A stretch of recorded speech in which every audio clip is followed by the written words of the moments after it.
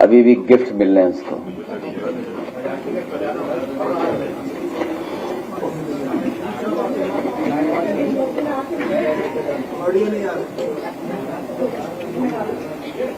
मैं इस मौके पर सभी अपने पत्रकार साथियों का धन्यवाद देता हूं कि हर वर्ष की तरह इस बार भी हम सब लोग खजांची के जन्मदिन पर शामिल हो रहे हैं। उसको बधाई देने के लिए हम सब लोग इकट्ठे हुए हैं।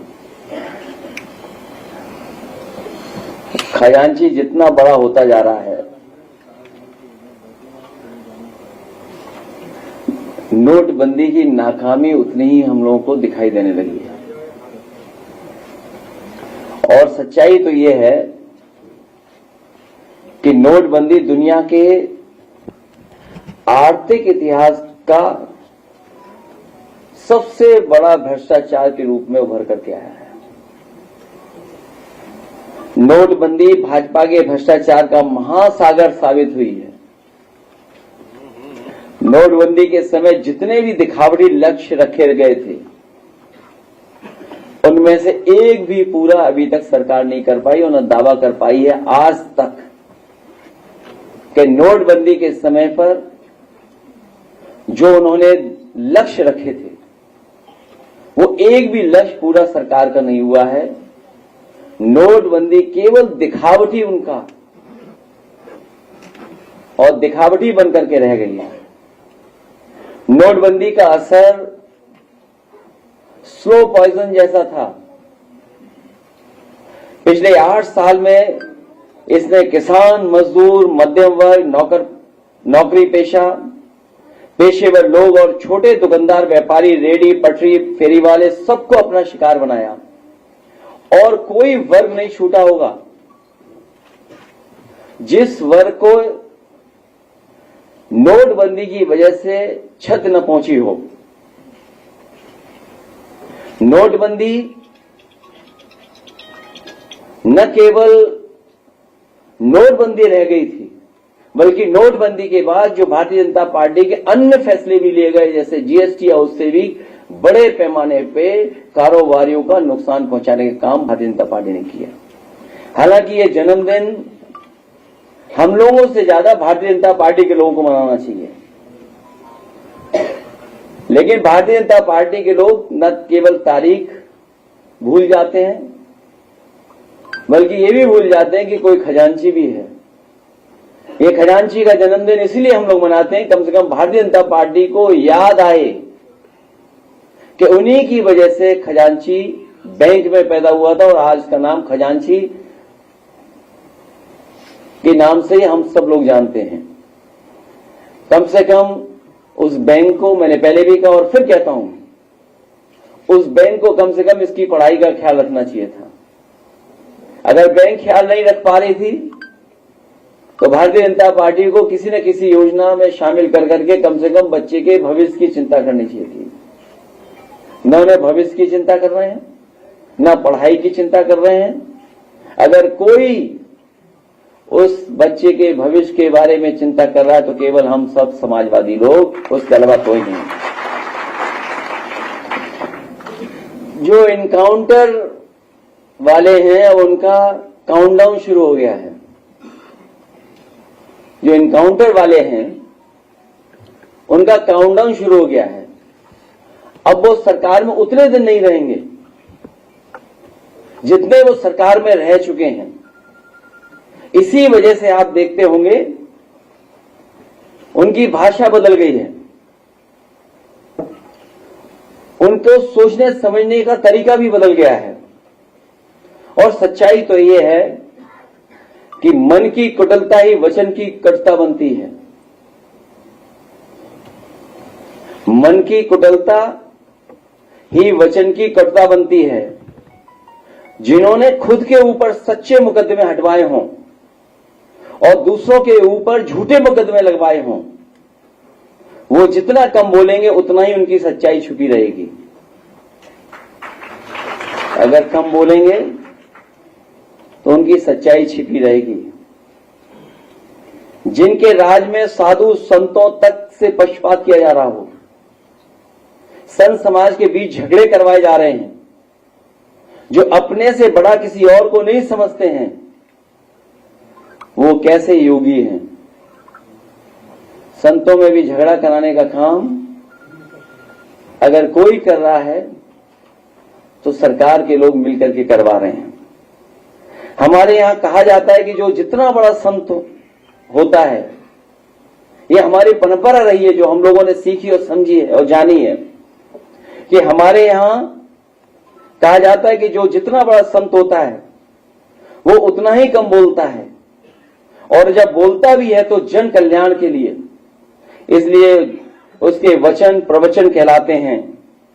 यहां तो सब उल्टा ही है, इनकी योग्यता की परीक्षा करवानी पड़ेगी, क्योंकि जिस तरह की भाषा इस्तेमाल हो रही है उससे कहीं ना कहीं लग रहा है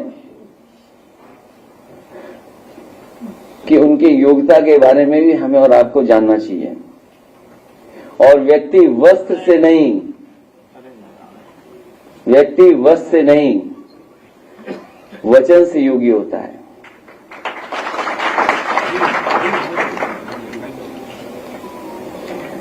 जो लोग हमेशा अमृत काल को याद दिलाते हैं, ये आजादी का नहीं बर्बादी का अमृत काल है, और नकारात्मक लोगों का भी। कलयुग में सब उल्टा होता है, ना तो समझो वही हो रहा है, जो कलयुग है उसमें उल्टा होता है और सब उल्टा कर रहे हैं लोग। हमारे यहां ये माना जाता है कि जितना बड़ा ज्ञानी होता है वो उतना ही चुप रहता है, इसलिए हमारे यहां मौनी और मुनि की परंपरा रही है। मुनि की परंपरा साधु संतों में, या मौनी की परंपरा, और कलयुग है इसलिए सब उल्टा हो रहा है।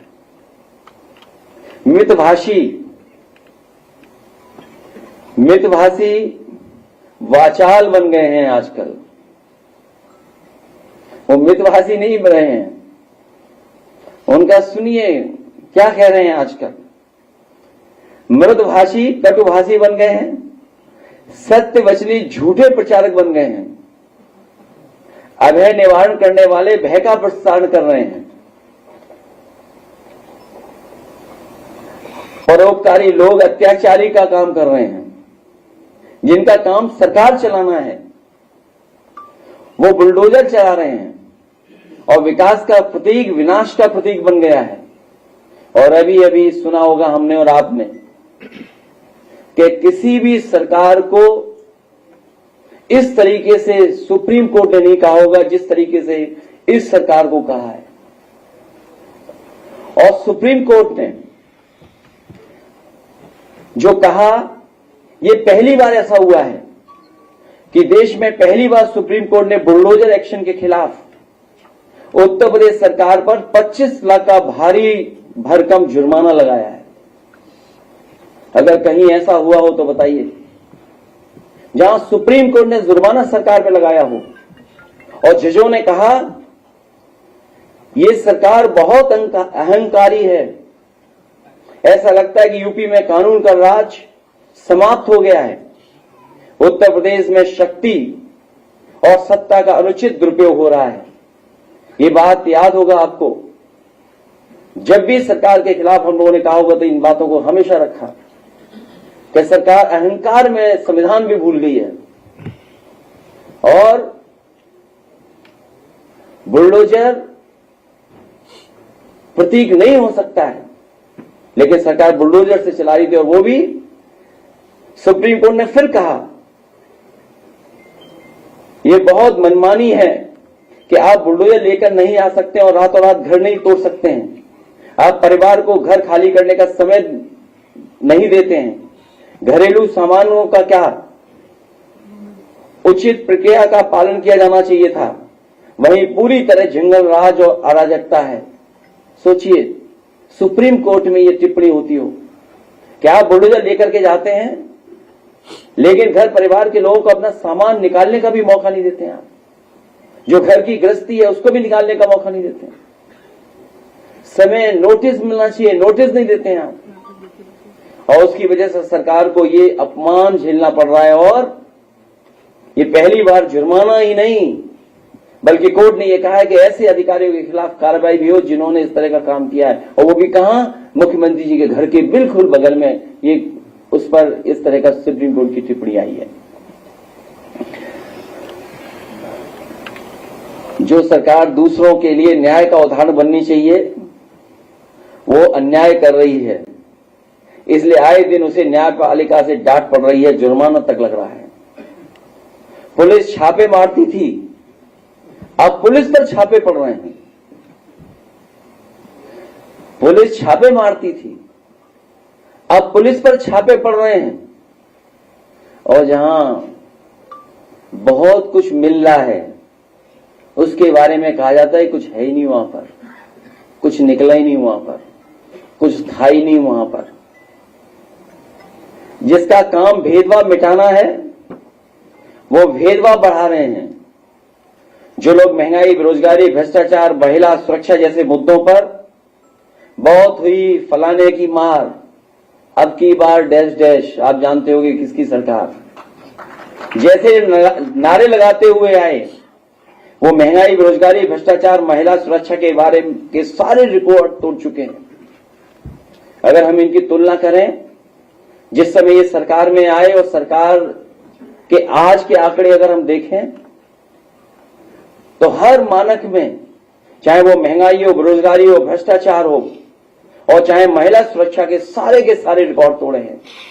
न केवल रिकॉर्ड तोड़े हैं बल्कि महिला सुरक्षा को लेकर के, उन्हें न्याय को लेकर के इतना महिलाएं या बेटियां कभी मुख्यमंत्री आवास में आत्मदाह करने नहीं आई जितनी इस सरकार में आई हैं।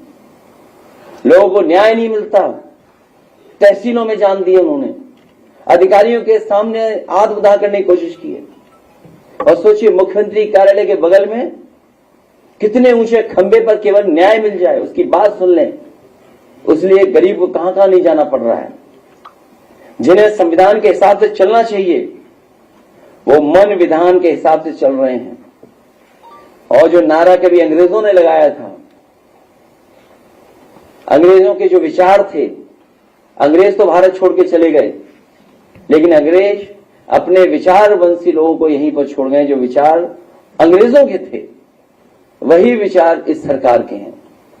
दिल्ली और लखनऊ सहयोग से चलने चाहिए, यहां तो विरोध से चल रहे हैं। डबल इंजन उल्टे लगे हैं, या आमने सामने दोनों एक दिशा में नहीं है। लगता तो यह है कि डबल इंजन जो इंजन है अब एक दूसरे को खींच रहे हैं।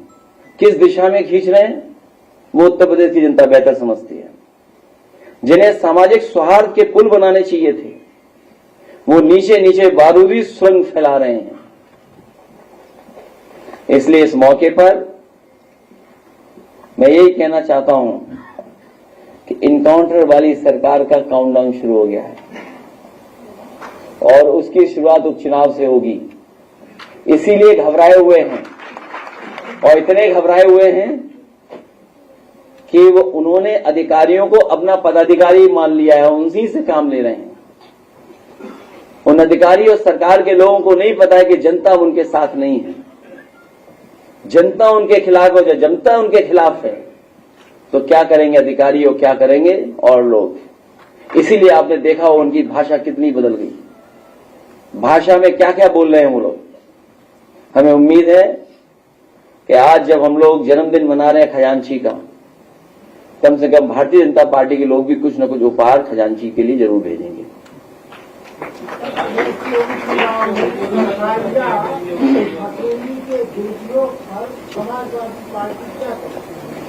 समाजवादी कार्यकर्ता, समाजवादी नेता और जनता डट करके मुकाबला करेगी। कह रहे हैं कि जहां दिखने से भाई वहां बेटी घबराई। उन्हें आईसाइट चेक करा लेनी चाहिए अपनी, क्योंकि एनसीआरबी के आंकड़े झूठे नहीं हुए हैं। अगर मुख्यमंत्री जी ये बात बोल रहे हैं, उसका आधार क्या है? कोई आधार तो होगा, कोई आंकड़े तो होंगे। इसीलिए जो अपने सच्चे मुकदमे वापस लेते हो उनसे क्या उम्मीद करोगे?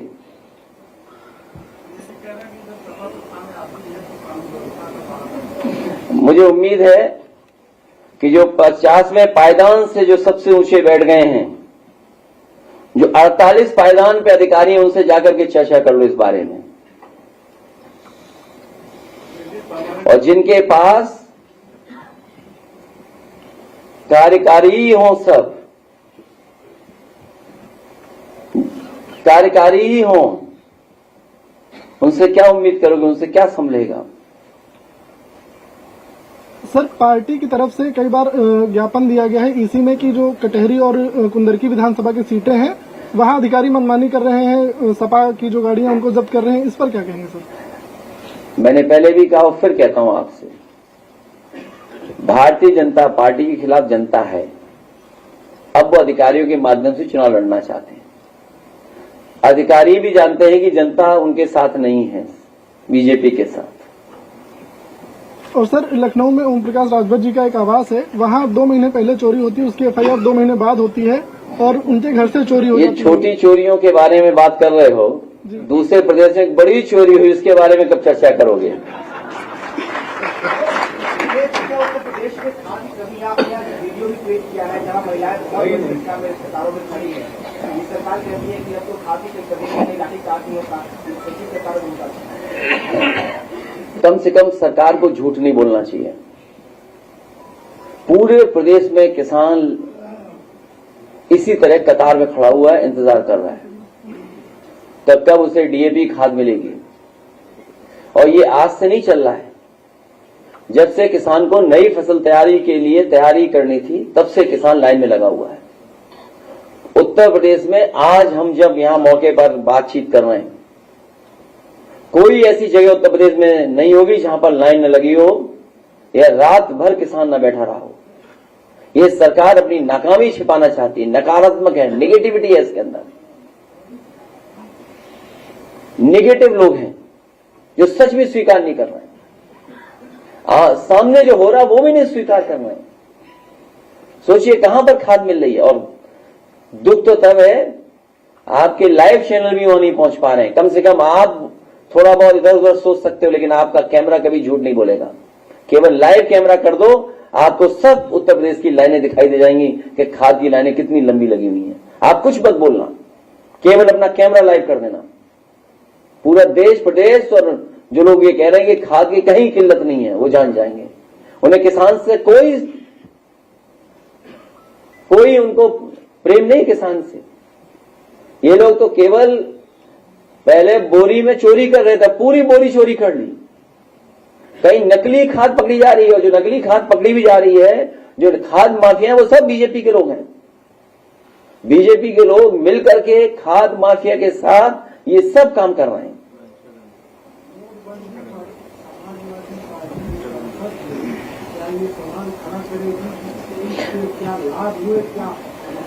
अगर आप कहीं उम्र कम करा दो तो खजांची को मैं सदन ले जाऊं। उससे बड़ा प्रमाण कोई हो तो बताओ।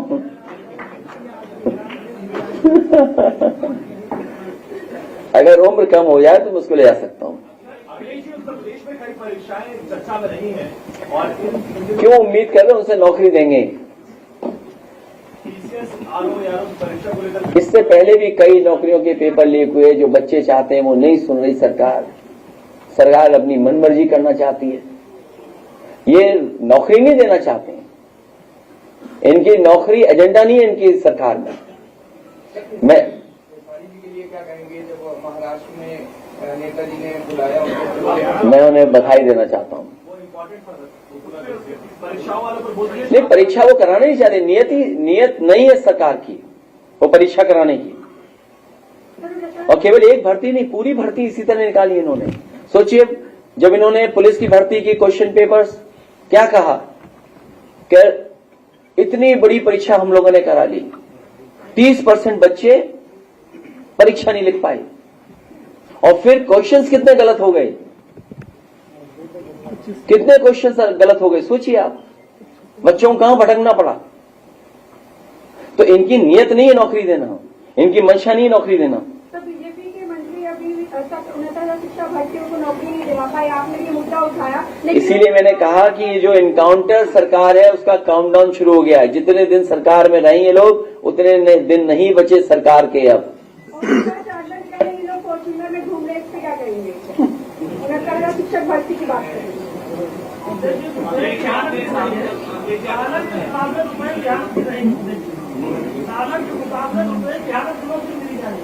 हमारे पत्रकार मित्र राजेश जी नाम है तो सुरेश जी, बाजार में देखो वैल्यू ऑफ मनी क्या बची है। केवल डॉलर रुपया की तुलना नहीं, वैल्यू ऑफ मनी क्या बचा है, पैसे की सब कुछ वैल्यू खत्म कर दी इन्होंने।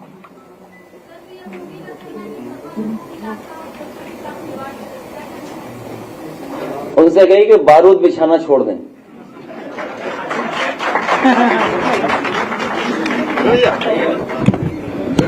अभी फिर आप लोगों को लड्डू खिलाया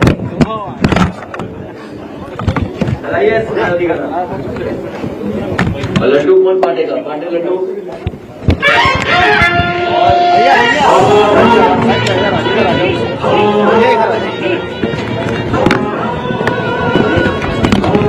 जो कोई उपहार देना चाहे दे सकते।